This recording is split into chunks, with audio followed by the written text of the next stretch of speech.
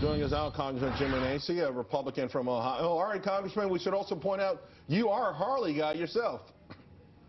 Absolutely, Charles. Good morning. I not only own a Harley, I ride a Harley, and I've also have dealerships with Harley. So I am a big Harley dealer, and I am disappointed, as is the president.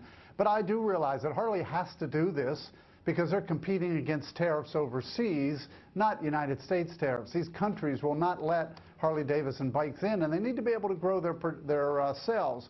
But so don't blame the tariffs here in America. That's the frustration I have.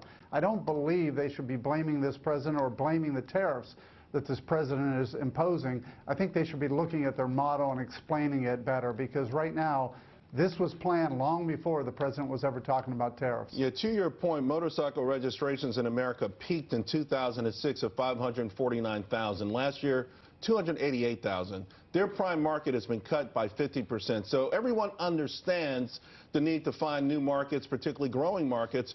But I think your point is the most valid in the sense that they went to the White House in February, used it as a photo op, all the while knew that they were going to make some major changes and do some production outside of this country. And for me, I agree. I think it's unfortunate they're blaming the tariffs. And the Wall Street Journal had an article blaming TPP, America getting out of that. That's disingenuous. They got a 500,000 square foot plant in Australia, and Australia is part of TPP. So I wish these corporations wouldn't politicize this stuff on either side.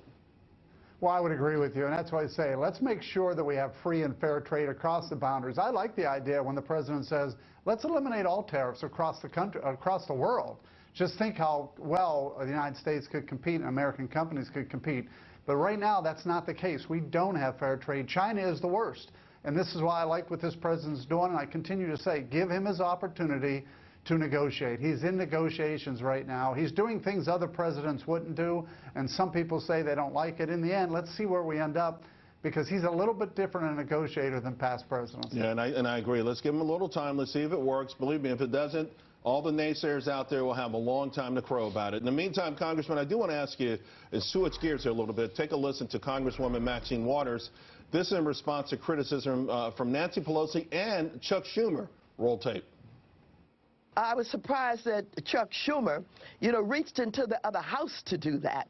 I've not quite seen that done before, but, one of the things I recognize being an elected official is in the final analysis, leadership like Chuck Schumer's will do anything that they think is necessary to protect their leadership. And so what I have to do is not focus on them. The Democrat leaders blasted Waters, of course, we know, for advocating public confrontation of Trump officials.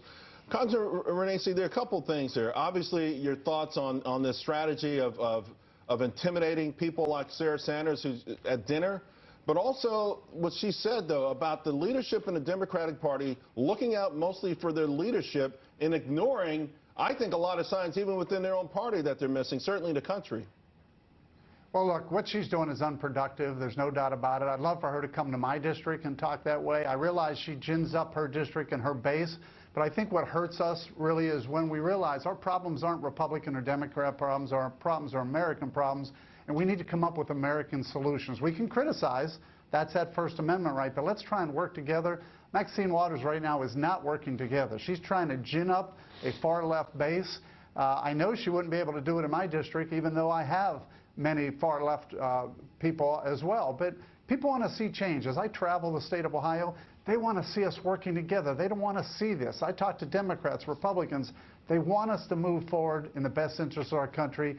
This isn't what's happening with Maxine Waters. But what about the leadership, though, in the Democratic Party, sort of having a deaf ear, I think, to what's happening in the country? They've had that for a long time, but protecting their power so much that they're even trying to stop change within their own party, and I think it's a mistake for them, to be quite frank with you.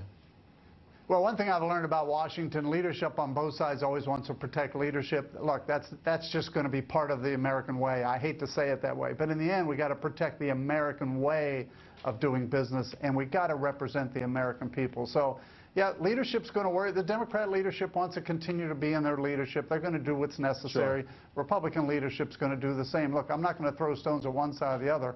After being in business for almost 3 decades and seeing this over the last 7 years, it is one of the problems. Right. When you're in the minority, you want to be in a majority. When you're in a majority, you want to stay in a majority. In the end, I want to see. That's why I supported Trump. I want to see things change. Sir, thank you very, very much. Really appreciate it. Folks, coming up, LeBron James moving to Hollywood, signing with the LA Lakers for over $150 million. It's a 4-year